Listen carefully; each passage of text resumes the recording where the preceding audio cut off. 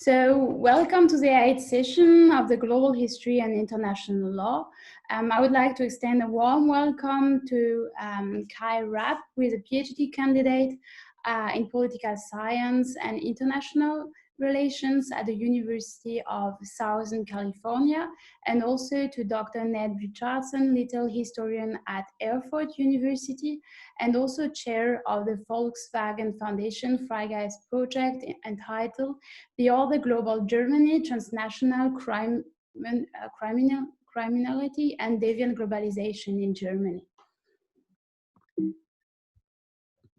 So Kai Rapp has a background in both history and human rights, international law and political science, and his research has extensively explored transnational approaches to studying the past relations between international law, international organization, and state behavior. So Dr.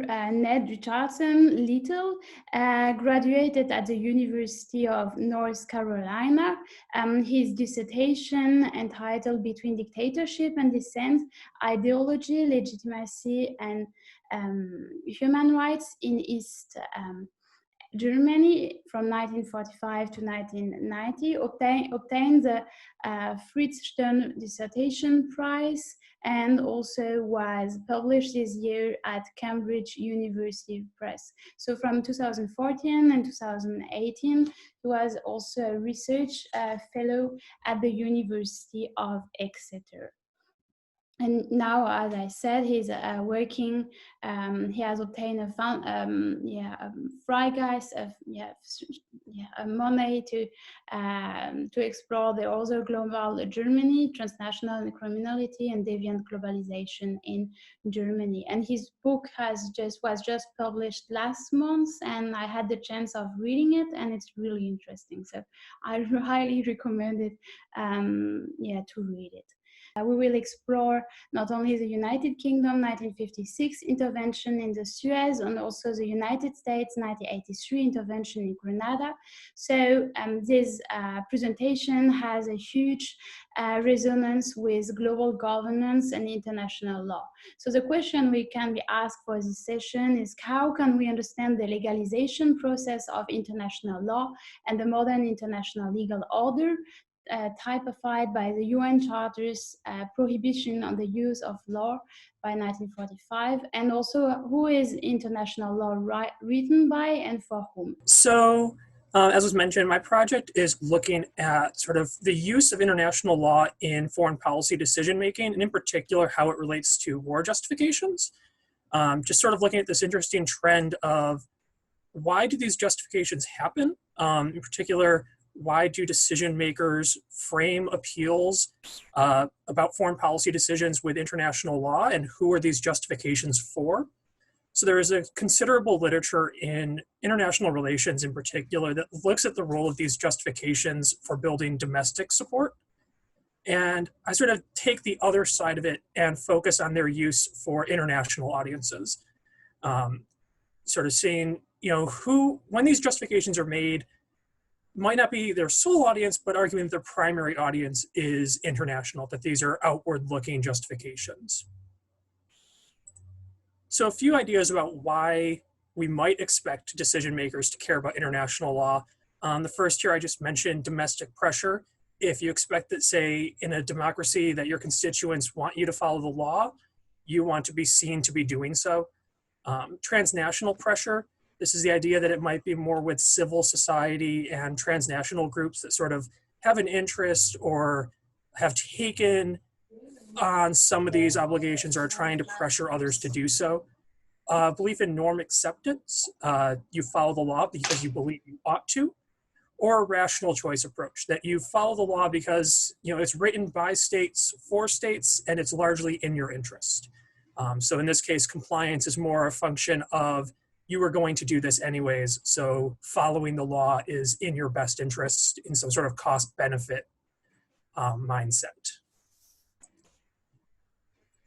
Instead, I look at sort of the role of international audiences in driving legal justifications, starting with sort of this view that justifications matter internationally as well as domestically. They sort of can have two functions. They can build support. You could try to get folks on your side. Domestically, you could think of this as building a coalition of voters to support an intervention or a trade deal. Internationally, if you're trying to build a coalition or gain, say, access to basing rights or shared intelligence. You can also just be aiming to win acquiescence. You don't always need people on your side. Sometimes you just need people to not get in your way. So it depends on sort of what your goals are, but in both cases, you have to be able to provide a compelling justification. So then why international law? Drawing on sort of some of the IR literature that draws on sort of the sociology of international law, it's a legitimate and shared language. It has at least claims to neutrality. The idea that it's all states, all actors are sort of bought into it by virtue of being states in the post-1945 world order.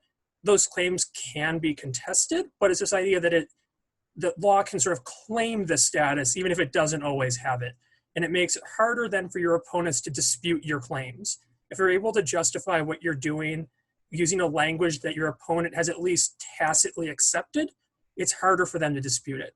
Whereas if you make an outright political claim, for example, that might be more easily disputed as, well, that's the case for you, but why should we, the international community, give that argument credence? And this builds off of the idea of war justifications. In particular, if you're interested in looking more at this, Hathaway et al. In 2018 started a really interesting project where they digitized a collection of war justifications dating back about 500 years up until World War II.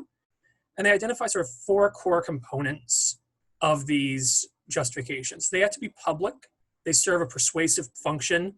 They're issued by a sovereign against another sovereign, and they justify the recourse to war. They explain why, in this case, the state is justified in resorting to violence. Historically, this could be made in response to almost any violation of a right. Grotius talks a bit, for example, about how there's no international court to, say, enforce a contract between states. So if a contract is violated and you're not able to peacefully settle it, justification to war could be justified in, backing up that contract.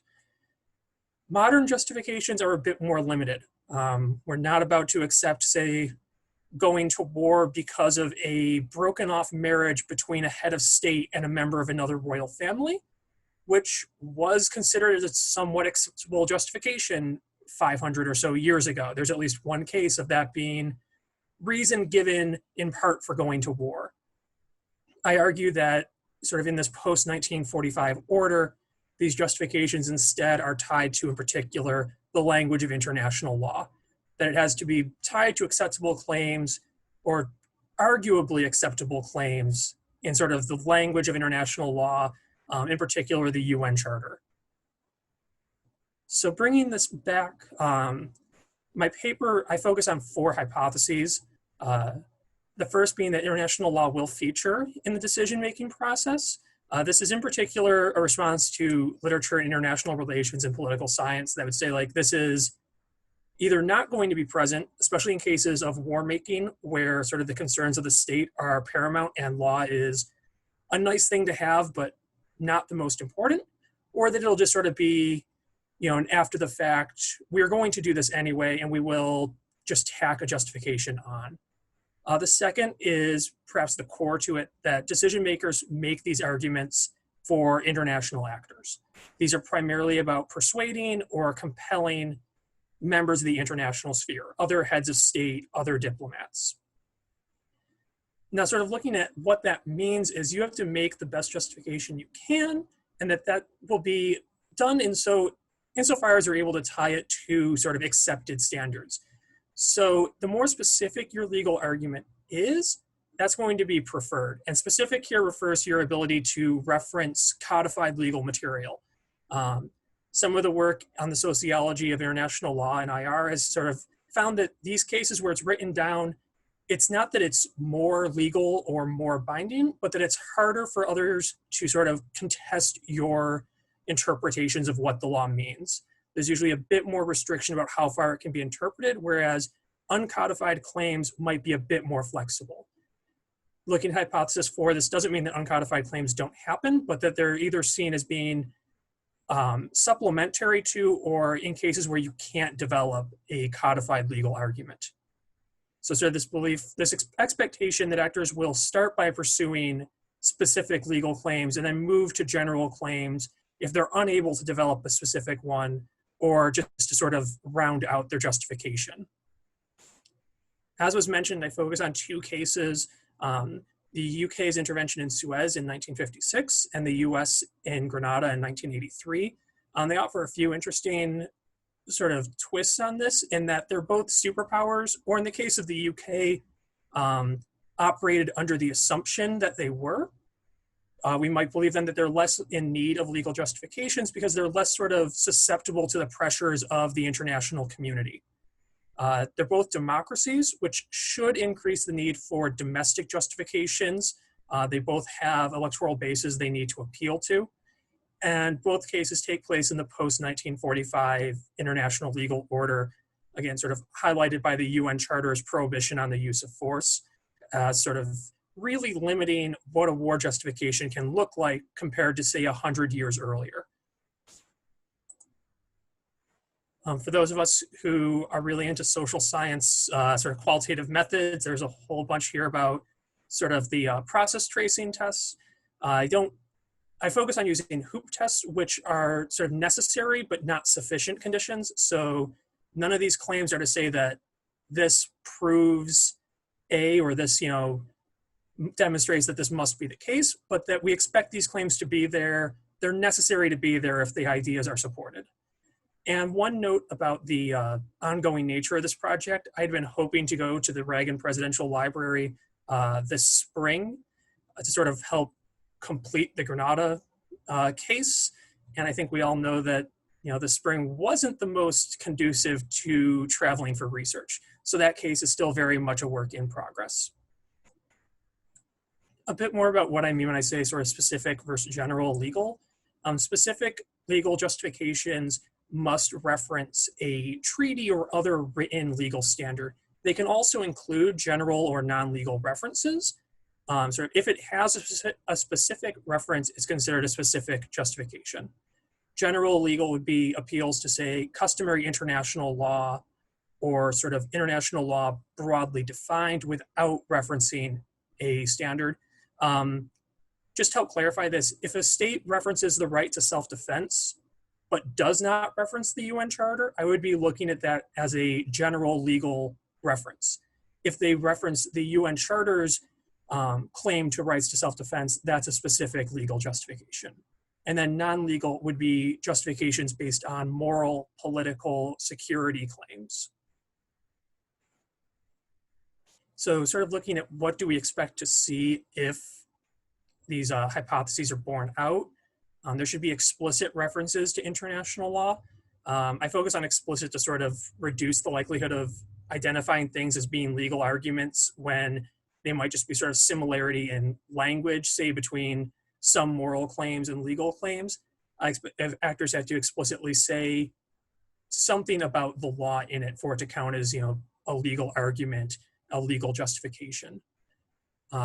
Explicit statements of preference for arguments referencing codified over uncodified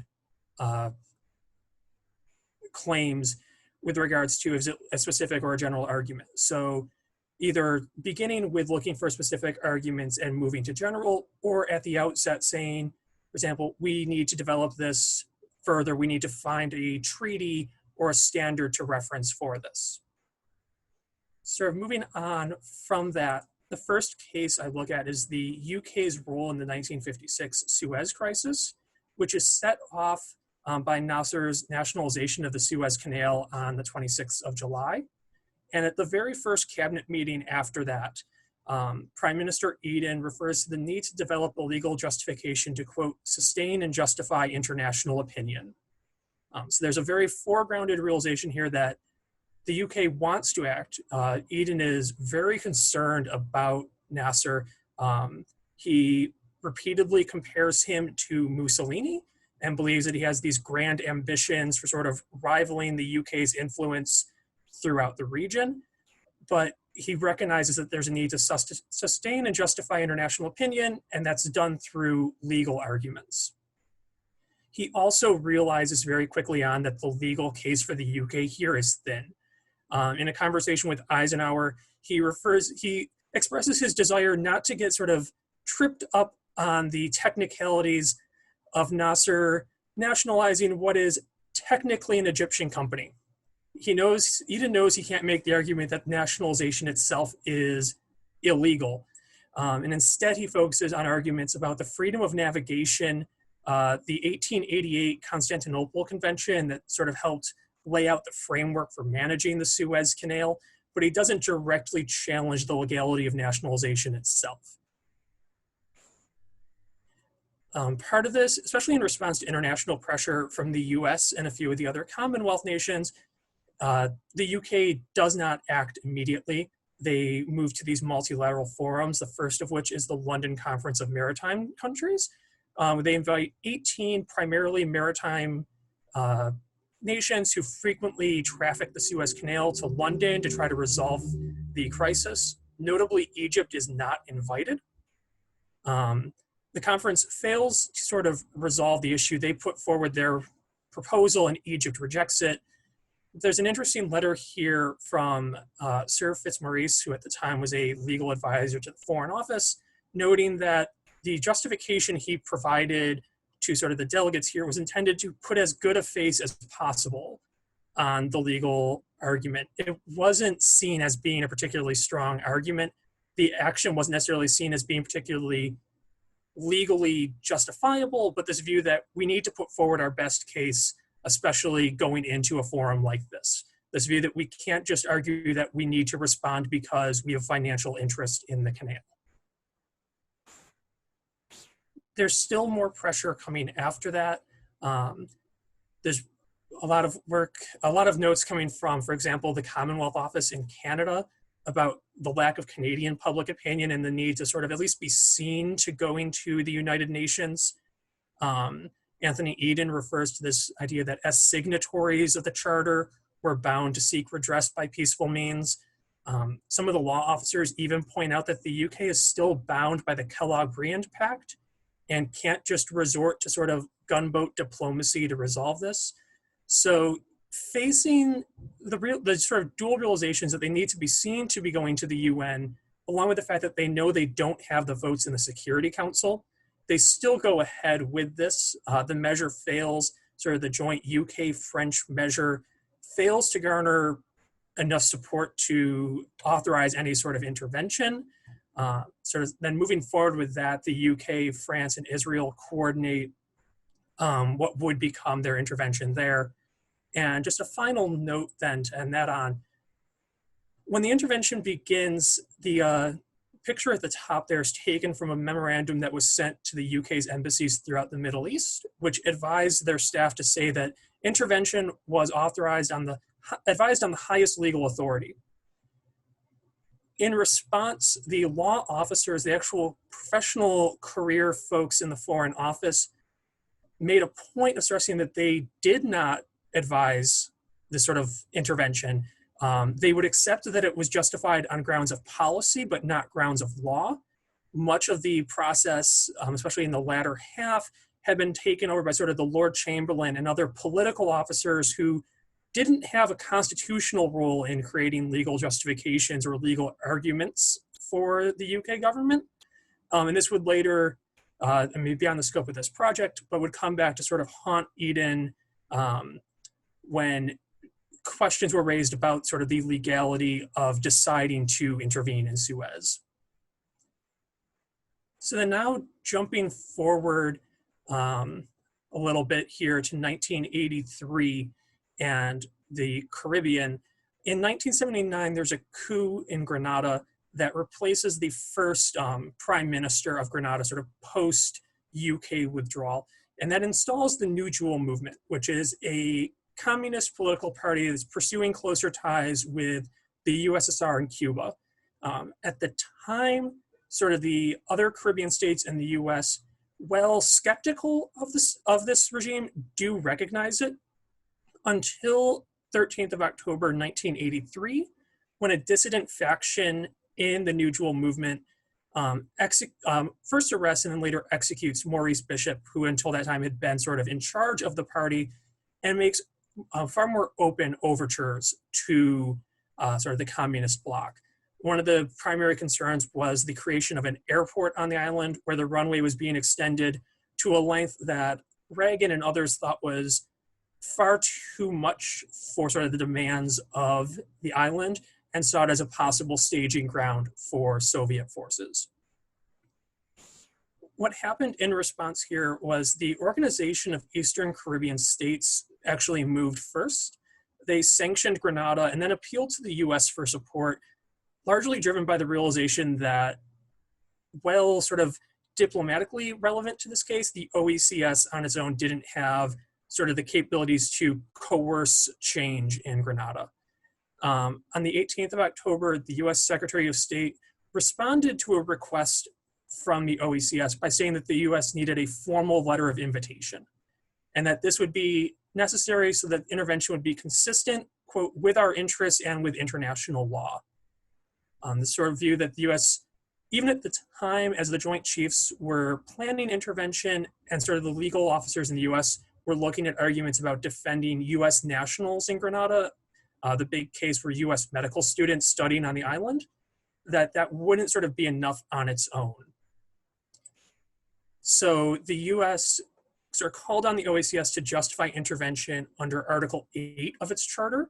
It was seen by many as being a tenuous interpretation at best. Article 8 was a common security and defense article, but was primarily aimed at outward threats. It didn't make any mention of responding to security risks within member states. The US also put forward a letter from the Governor General of Grenada, the Grenada having one as a member of the Commonwealth.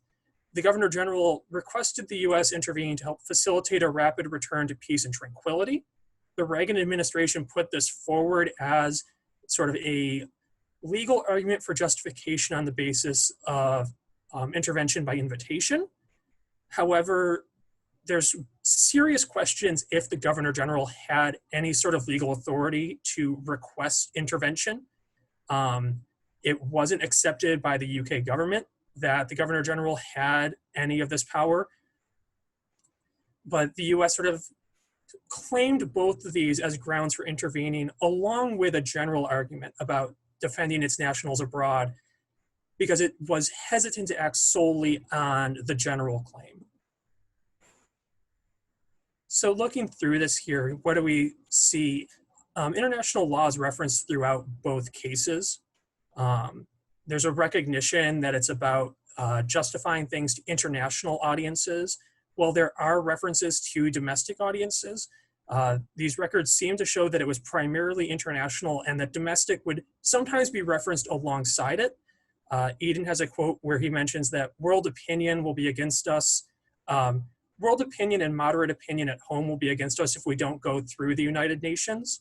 So there is a recognition that some groups at home will care about this, but the emphasis is placed on the international. There's a notable preference for justifications referencing codified legal claims.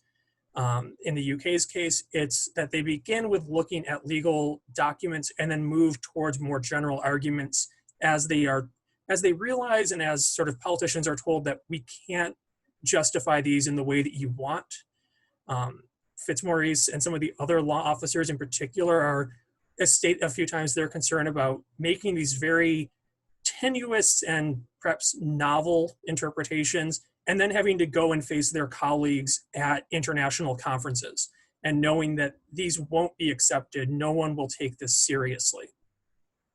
And that the general arguments are then seen as sort of supplementary, or you pursue those when you can't reference something that's written. Sort of as a language of justification, international law seems to be playing a major role in these cases, but especially for international audiences. It builds international support or reduces opposition. In both of these cases in particular, it's mostly about reducing opposition. The UK and France often aren't trying to get the US to help with intervention, for example. They just want US guarantees that they won't, as they ended up doing, acting against it. In the case of Grenada, there's not much concern from the Reagan administration that anyone will try to stop them if they do intervene. There's a recognition that the US has materially the upper hand in this case, but this is about sort of maintaining some semblance of goodwill. Interestingly enough, too, in the Reagan case, when the intervention is later sanctioned in the General Assembly pretty resoundingly, and a reporter asks Reagan, what are your thoughts about this argument that the intervention was illegal? He says that it didn't upset his breakfast, which doesn't really square with the amount of time that was put into creating these justifications. So even in these instances of very sort of law skeptical decision makers and leaders, there's still a desire to craft these justifications. One part that can be noted here is that the desire to craft these justifications delays and shapes policy choices. In October, early October, late September, there were notes coming from the UK Admiralty that the longer they kept waiting, the higher the risk of intervention became. It was giving Egypt time to sort of consolidate and prepare a defense. It was also, after a certain point, delaying the UK's readiness to intervene, which is a really interesting case of the desire for these justifications outweighed sort of claims of military necessity or of sort of military goals, which might be seen as traditionally outweighing the legal in these cases. But here we see that this need or desire to justify things actually shaped and limited the ability or desire to use force. And finally, to tie it back to this broader idea of war justifications, modern international law justifications appear to be similar in purpose, but not style to historical ones. So they're no longer written as sort of legal claims where you would state a wrong, demand what compensation you had expected for it, and then that the other party might even write sort of a response claim. But its purpose of being a public justification of force and connecting it to some sort of right that the public at the time will accept as justifying force is still there. It's just that now those claims of what justifies force is tied very tightly to the legal, and especially the written legal. So I'll wrap it up there. I'm really looking forward to folks' comments and feedback. So I'll hand it over. Thanks a lot for the introduction and the invitation to come here today.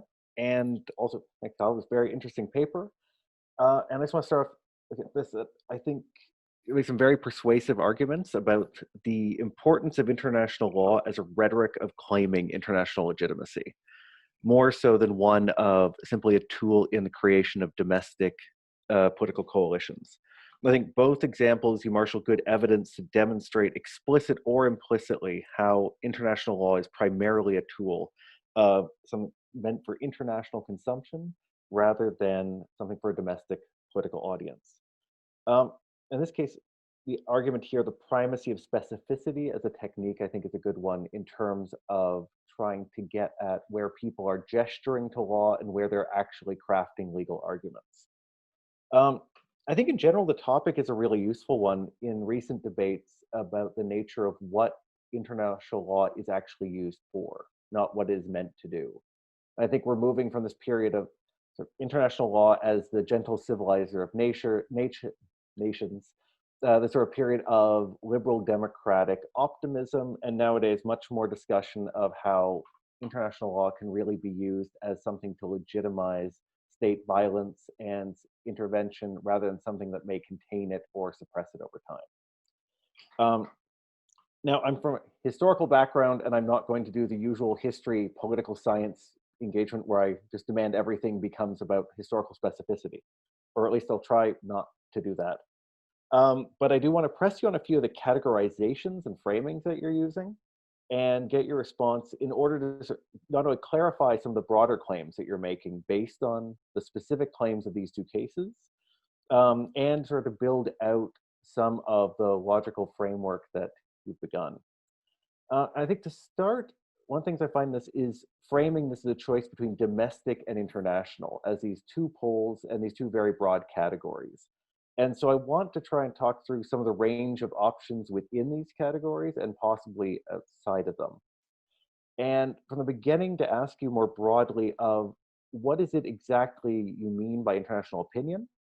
And how is it you want to use that as a category? So I think in this case, um, which are the countries that they're looking at? Are there subdivisions within the international as a category? And in this case, sort of skeptical allies, opponents, bystanders. And in this case, one of the things I found interesting is that often international law is something seen, particularly in this period, post 45 in the Cold War, as a conflict between the superpowers or between East and West. I think people look at the Cuban Missile Crisis and the conflict there between Adlai Stevenson and Soviet Ambassador Zorin over sort of the legal specificities. I found it interesting that the Soviets don't appear at all in these examples, where you have an intervention by the Americans against a Soviet-aligned communist state, which provokes, in this case, that the argument is not being framed around the opposition to the Soviets, but rather around a small regional alliance in the Caribbean. So I think in moving into that as well, look at the institutional pressures that are going into this. So in between the sort of range of international and domestic, but still focusing on the foreign policy elites who you identify as the audience, in what way do we want to look at this as a pressure of specifically something like the United Nations as an organization? Is the UN Charter the sort of norm that's sitting at the top of all of this, which is filtering down, or is the UN just one of many forums alongside things like Organization of East Caribbean States, but also structure some like NATO and other formations like this? And when we start talking about sort of the post-1945 world, since you've taken examples from 1950s and 1980s, to what extent are you trying to make a larger claim that we can see a continuity in the international system from 1945 to the present? Or is there a disjuncture that we need to look at in terms of the end of the Cold War and the changing role of some of these international institutions? I think the second part is the selection of these two case studies. I think these two incidents are good for what you're trying to demonstrate. At the same time, your description of them is crucial and least likely, and specifically these two categories as democratic states with capacity or perceived independent capacity. And one thing I'd sort of press you on here a bit is that also these two cases, and specifically looking at the UK and US, are very similar in terms of the structure of these types of interventions.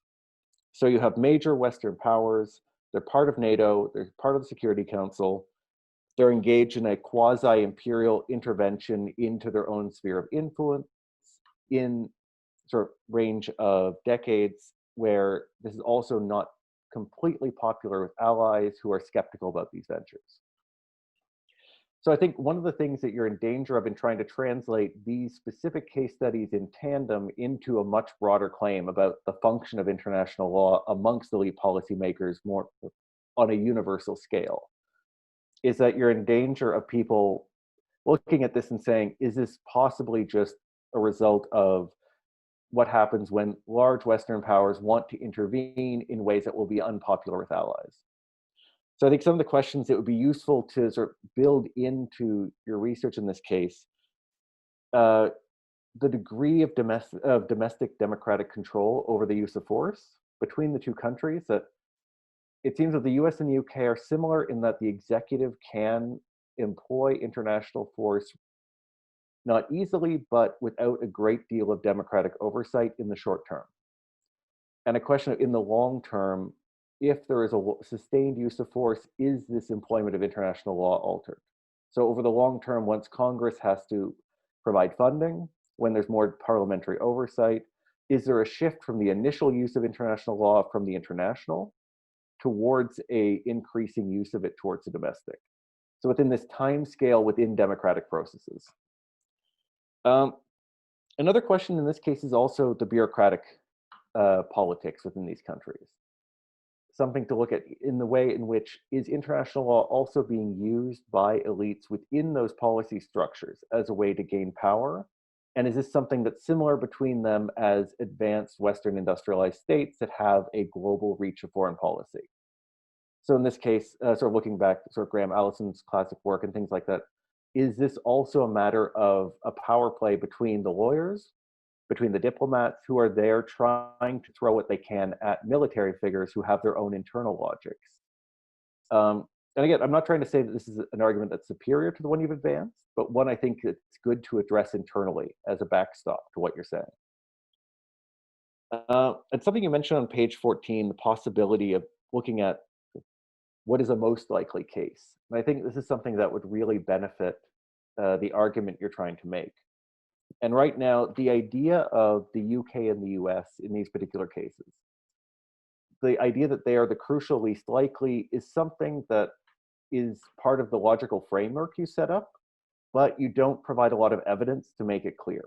And I think if you were able to integrate in some kind of third example or a most likely case that you could refer to in order to show that this holds up over a broad spectrum and not in these two similar cases with people who you deemed least likely, but you haven't given us much to sort of see why that would be outside of your own frame of logic.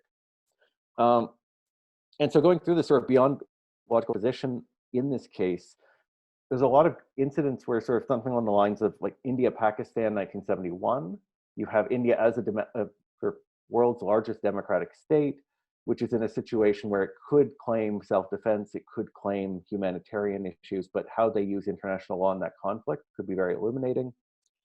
Also the Tanzanian intervention in Uganda, whether or not they are also doing something similar.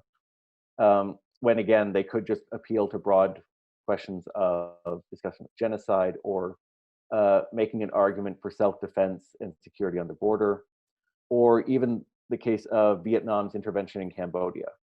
In that case, whether or not they are trying to justify what they're doing to their allies within the socialist world, is there a similar function that's happening on the other side of the Cold War divide and also within the non-aligned movement? So I think in those cases, rounding out some of the examples you have could really strengthen the argument you're making and not let people sort of pigeonhole it into this is what large Western countries do when they want to throw their weight around and look good even when their allies aren't completely on board with what they're talking about. I think this way, yeah, fine. This. And in this case, I think also another example that might be interesting is the competing claims within the Falklands crisis. Again, in this sort of, that Argentina made an intervention in its own way, the United Kingdom, and that's why looking at competing claims of very different systems, that if you can identify similar uses of international law, if you're trying to make this larger sort of international claim as to what it's used for, if you can find people on different sides of a conflict with very different ideological structures, different domestic policy structures, if they are coming up with the same phenomenon that you're identifying, I think that's something that could really boost what you're talking about. So I just want to leave it there so people have time to talk about things. But again, before I go back, reiterate that I think this focus on international law is a rhetorical claiming mechanism and one that's about international legitimacy and structured around not the idea of good law or bad law, or whether or not people are making good arguments, but whether or not they can even make ones that seem vaguely plausible in order to shore up international legitimacy. Is a really good focus, and I greatly enjoyed the paper. Thanks so much, Ned, for your comments. And yeah, Kyle, do you want to answer them? Yeah, sure. So there's a lot of really good stuff there. So thank you for all that. Just sort of looking through them in order. I apologize if I looked out of frame here. I was just writing down on a notepad. About sort of the subdivisions within East and West. This is a really interesting one because in the case of Grenada, it did seem to be very much focused on sort of this idea, like you said, the reluctant or skeptical allies. There was a very firm awareness of the UK having an interest here with Grenada's status in the Commonwealth, and sort of a need to sort of talk in that direction. In the Suez case, there is a large focus on NATO and Commonwealth states, There's also, I found an interesting collection of letters written between the senior leadership in the UK and the Soviet Union, where there was sort of these dueling claims of, as you probably would expect, Soviet arguments that this is sort of an imperial use of law. We disagree with your justifications, but it was sort of an awareness of sort of dueling legal claims. I don't think either party was necessarily happy with how the result sort of ended up, but there was some attempt to talk in that direction, although it wasn't as necessarily at the front as sort of these audiences in NATO and other Commonwealth states. Institutional pressures, it's really interesting that the UN, particularly Security Council, was up at the front, but it did seem more that it was actually the sort of broader idea of this non-use of force that sort of outweighed necessarily the UN as a organization. It was more the laws that are sort of highlighted and foregrounded in the UN Charter. The one that I found particularly interesting was seeing that the legal officers in the Suez case, for example, put significant emphasis on Kellogg Brand and this repudiation of the use of force there as well as in the Charter. They didn't necessarily see it as being subsumed within that. So it's these broader norms of non-intervention, and then the belief that given these norms, the Security Council is where we have to go. The cases with similar structure, I found fascinating. A previous version of this paper, I tried to incorporate sort of briefer, not full cases, but brief discussions of other situations outside of, as you know, like sort of the very Western superpower framework. And actually several of them that I looked at were ones that you raised here. So I want to go back and sort of revisit those. India, Pakistan, Tanzania, Uganda. Another one that I found interesting were claims by China about its intervention in Vietnam in the late 70s, where they were simultaneously casting aspersions on international law as the product of a Western-led order that they were not welcomed into, but at the same time justifying their acts under it. So this very interesting sort of double language of this law is imperial, it's Western, and also what we are doing is justifiable under it, even if we disagree with the entire premise of the enterprise. But I am interested now in sort of revisiting and digging into those a bit more to help round out this sort of, is this just major Western states that sort of wrote this, using it to their advantage and to sort of pressure their allies? Yeah, and then looking at sort of, like you said, that the long-term use of, as this goes on, how would that change? I think would be a fascinating one to look at. I think there's definitely arguments that are being made to the domestic audiences. I think, like you said, they probably, especially change over time as you need appropriations. So it's a bit beyond sort of where I'm looking at this paper, but it's definitely something that I want to sort of puzzle through a bit more there.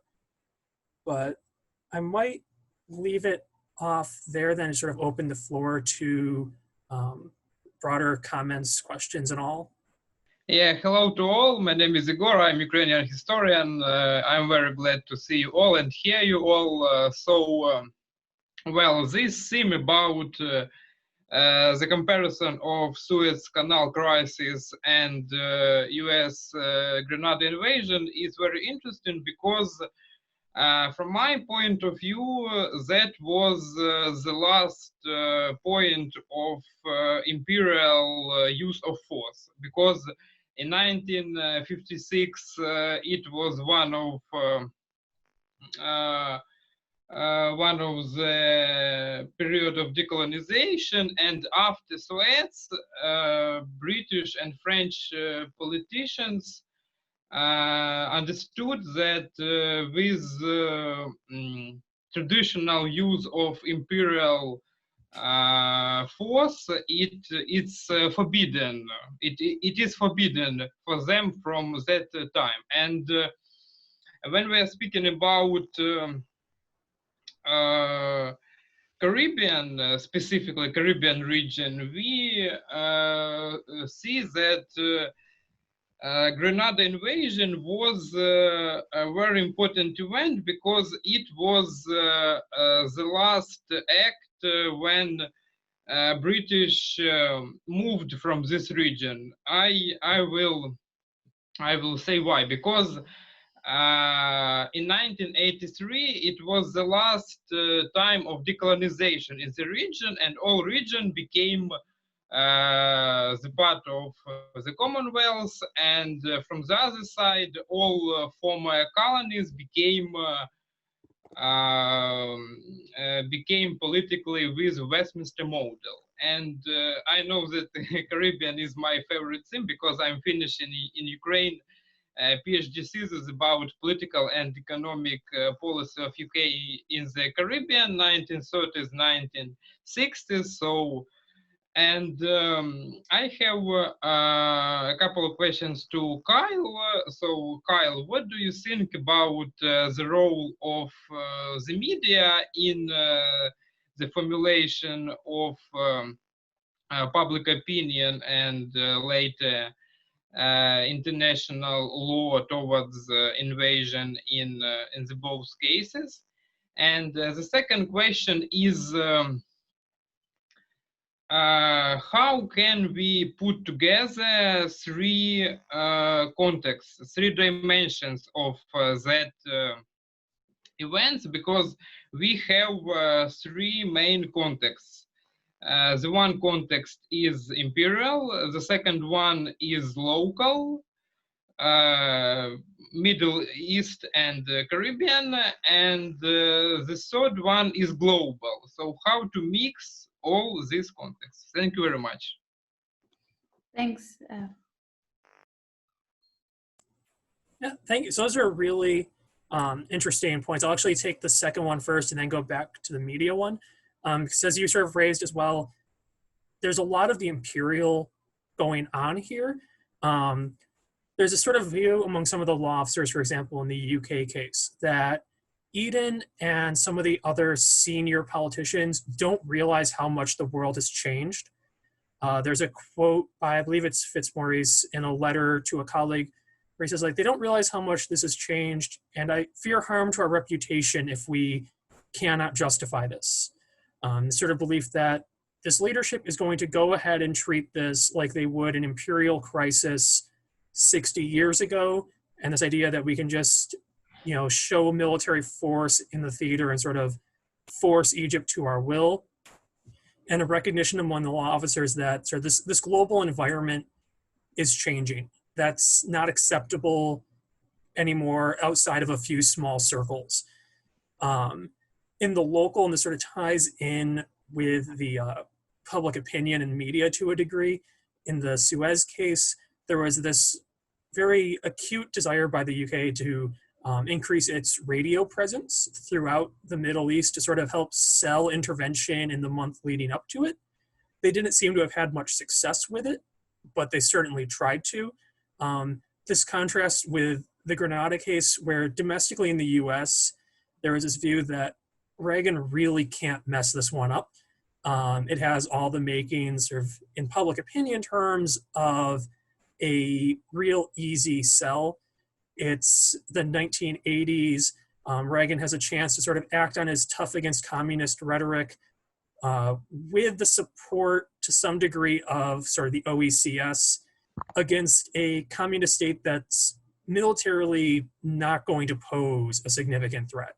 So it's a very easy sell domestically there in 1983 as a combination of, this is legitimate in that we have regional support for it, and it fits into our sort of broader public narrative about countering the Soviets and pushing back on communism anywhere we might encounter it, while at the same time being sort of a quote unquote low risk case for it. So they sort of played in together, where there's definitely this lingering idea of the imperial shaping, especially in Suez, what policies are desired, versus others saying we can't do that, that those justifications don't work in sort of a post-1945 world, and how that sort of plays off of how is it carried locally. in the case of the US, we have this argument that the governor general is on board, that the sort of regional community has invited intervention, whereas in Egypt, the UK, France, and Israel resort to sort of a behind the scenes agreement that no one really buys their ultimate justification that intervention is needed to protect the canal against this emerging conflict. So I'm not sure if that fully addressed your points. I'm more than happy to talk more about this, but they're definitely an interesting sort of the confluence of the three.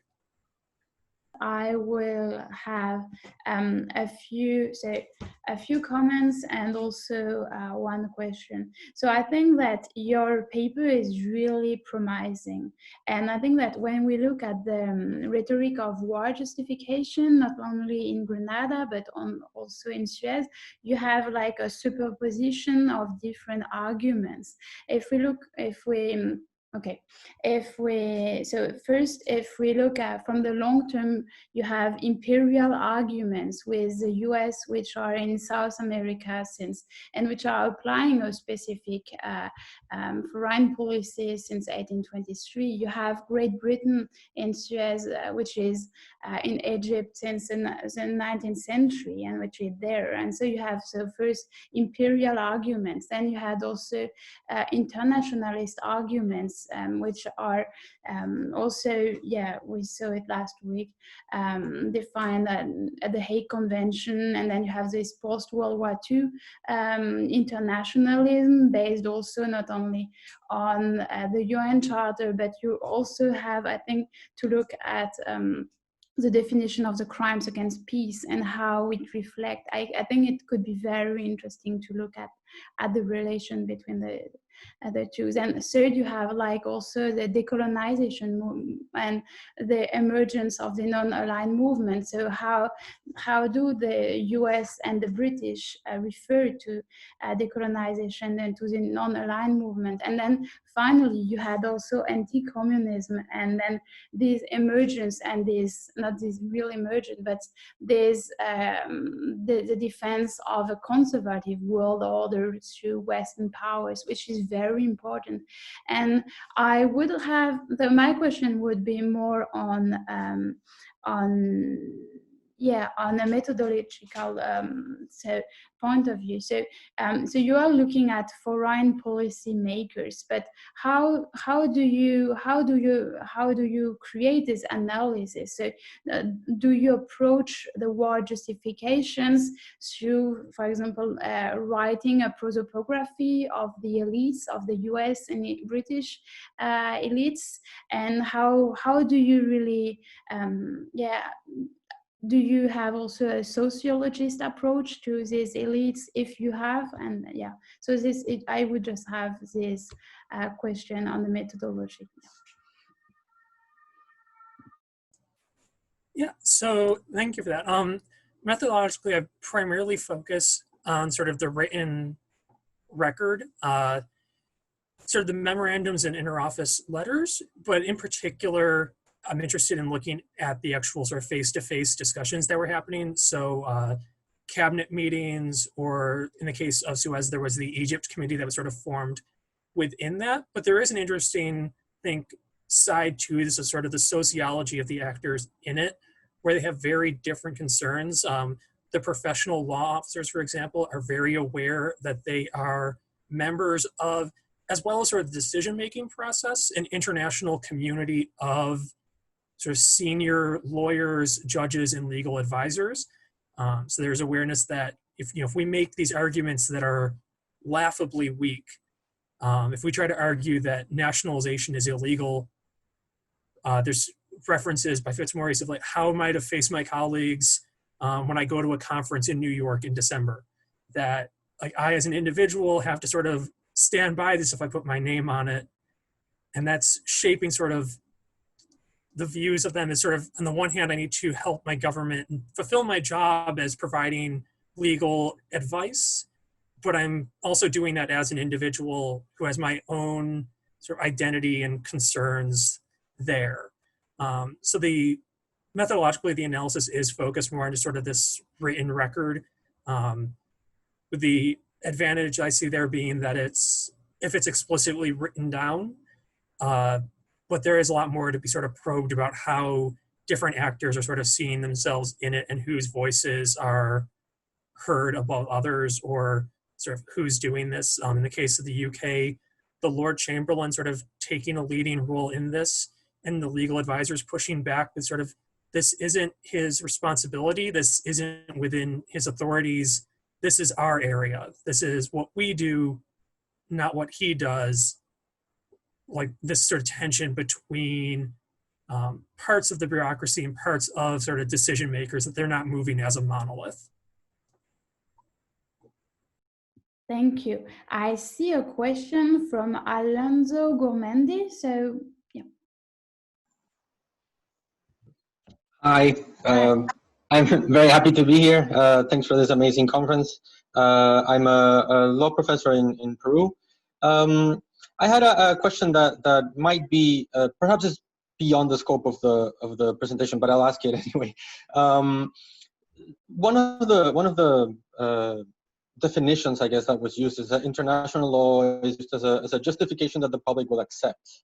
And I found that very interesting, because the idea of who the public is, just as in the case of what is said, as in the case of the manifestos in the Hathaway paper that Kyle mentioned, has changed, the public that is addressed to also changes. And I'm wondering if the factoring of silence and who stays silent and who doesn't in a specific intervention like Grenada or any controversial intervention might affect the results, because who stays silent and who says something is changing. Nowadays, there is a campaign by Mexico and Brazil to protect the UN Charter system in international law and not abide by more expansive interpretations of use of force. But then again, that campaign is done mostly at the UN General Assembly, not through statements, not in direct response to any intervention in particular, mostly because of political reasons. No one wants to be on the bad side of a powerful nation that is attacking another country. And so I'm wondering, this process of change on who stays silent and where do countries speak, might this influence the results of the research? Well, yeah, thank you. Thanks so much, Alonso. Yeah. Kyle, do you want to answer? Yeah, so that's a really interesting question. As you noted, historically, these justifications have changed in large part because of what's acceptable and who the public is has changed. So, the idea that 500 years ago, European monarchs could make justifications that involved religious claims and financial contractual claims as justifying war wouldn't resonate today, but that this also has changed sort of over time. So I think there's sort of a dual side to it here, where on the one hand, in the moment, the US or the UK, they don't need everyone to voice support. In many ways, politically, they sort of benefit from silence as a sort of acquiescence to the intervention, if not an acceptance of the legal argument.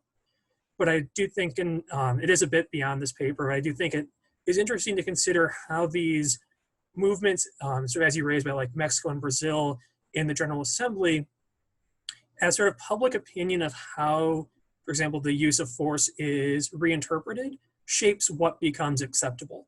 Sort of as if these movements go ahead and are able to sort of curtail or limit what these interpretations are, that might mean that justifications that were acceptable in 1983 or 1956 or 2003 are no longer acceptable. And in that case, I would expect to see that leaders will reframe those justifications or sort of trim it back to fit with what it is.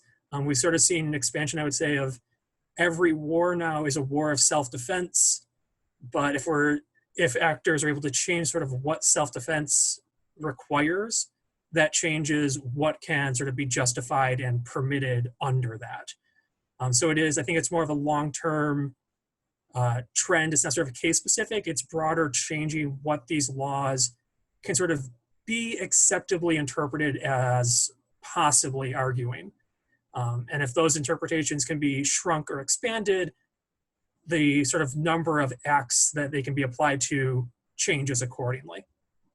I think it would be also very interesting to look at the military actors, not only in the foreign. I don't know if you plan to do it, because, for example, in the case of the Suez Canal, if you look at private papers of British officers and also French officers, because you had French officers who were coming from Algeria and who went to Suez, the understanding of the war justification is really not the same as the foreign policy. So the diplomats or the people sitting in the foreign office. And it's really interesting to see that there is different discourses.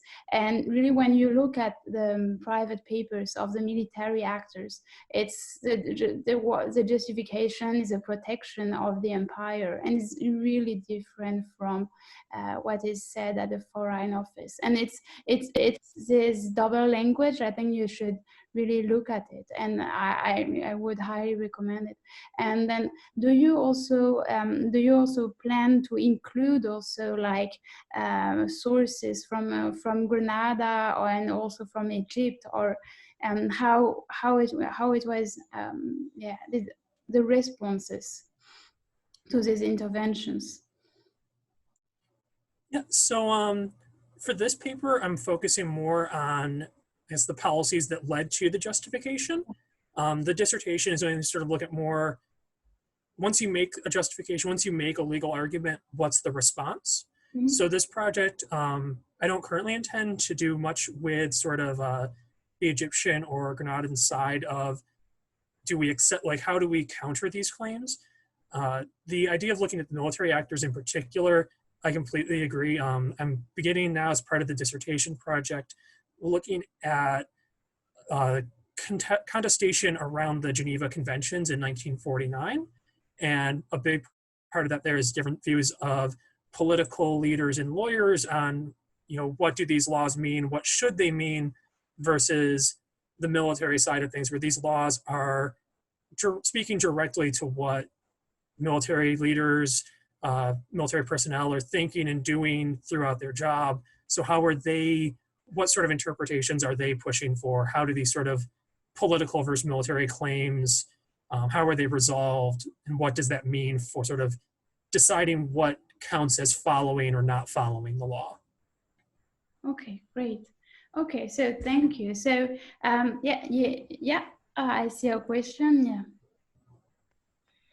So one more quick comment and question. So comparing Suez and Grenada, we must not forget about other side of intervention from Soviet Union to Hungary and to Czechoslovakia in 1956 and 1968. And when we compare US policy towards Hungary and Czechoslovakia, it wasn't so much hostile. So it's Soviet sphere of influence. And when we compare this to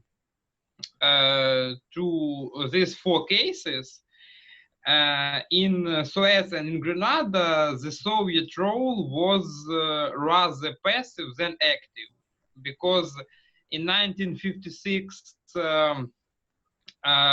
Soviets only helped economically to Nasser, and in Grenada they didn't have so much influence. It was rather Latin American regional version of communism. It wasn't so much orthodox, and when we speak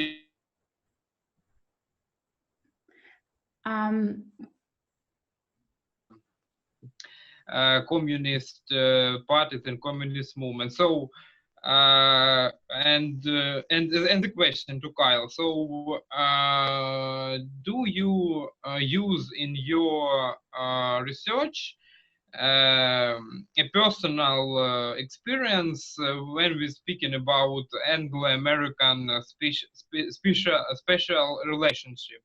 Eisenhower and Eden, and Thatcher Reagan.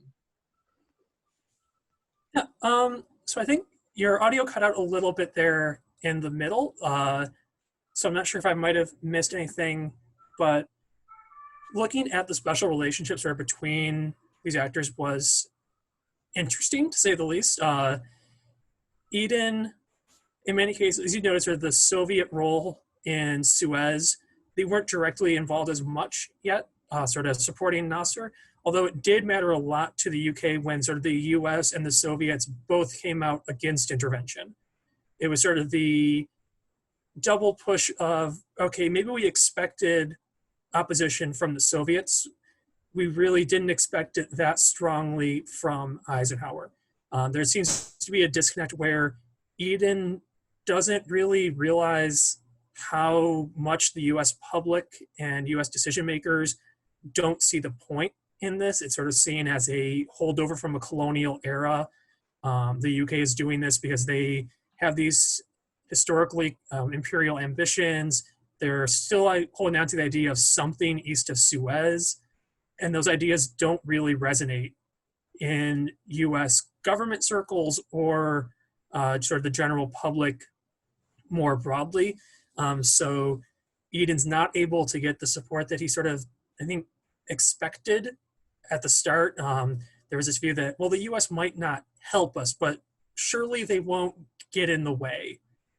And instead, Eisenhower from the beginning is very skeptical of sort of the UK justifications there. In the case of Grenada, the fact that the US sort of solicits this letter from the Governor General, and then the UK steps in and says, wait, the Governor General can't do that. That's not part of his job. That's not part of his mandate. And Reagan doesn't really seem to care. He still, at the press conference, says, we have this invitation. That is part of our justification for it. I haven't looked at it yet, but I'd be curious to see sort of what the UK response to that sort of movement was, because in both cases, it seems like the special relationship wasn't really working the way that we might sort of intuitively expect. There wasn't a lot of deference given to the policy goals of either side. The US wasn't keen on supporting the UK in 1956, and the UK views in 1983 were sort of set to the side as, well, that's nice, but we're going to do this. We still got this letter. We think he can write it even if you don't. And even if that doesn't hold, we still have the OECS invitation, and we still have our nationals on the island. So we're going to go ahead and do this. We don't need the UK's active support here. Okay, great. Thank you so much, Kai. Ned, do you want to ask a last question for this session?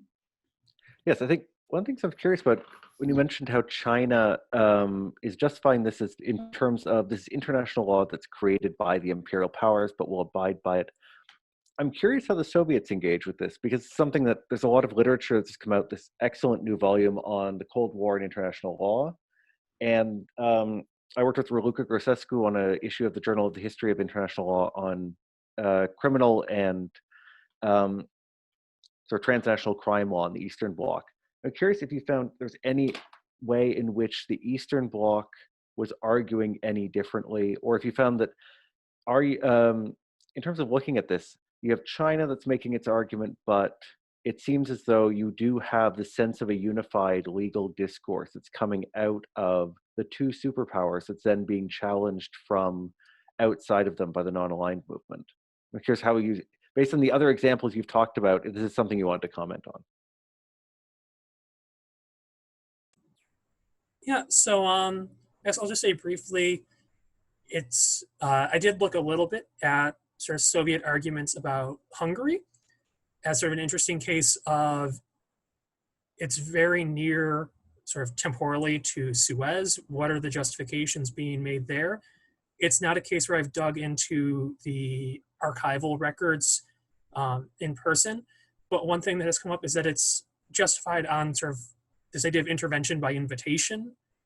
Sort of the question of who can write this invitation can and should sort of be question there, but the Soviets sort of seem to rely a lot on, we're doing this in defense of who we see as the legitimate government in Hungary. And given the UN Charter allows us to act in support of our allies if we are invited to do so, this is legal.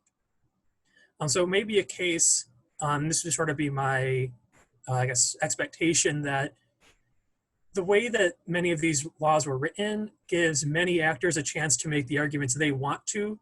You just sort of speak to different parts of the law and hope that sort of this process of interpreting what is acceptable and what isn't hasn't entirely closed you off.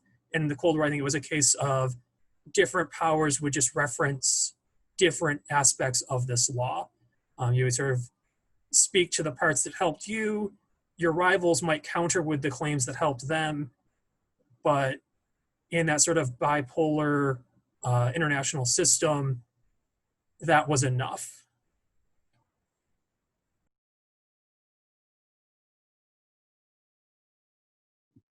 Okay, thank you so much. I do not see any other question, so we will end the session here.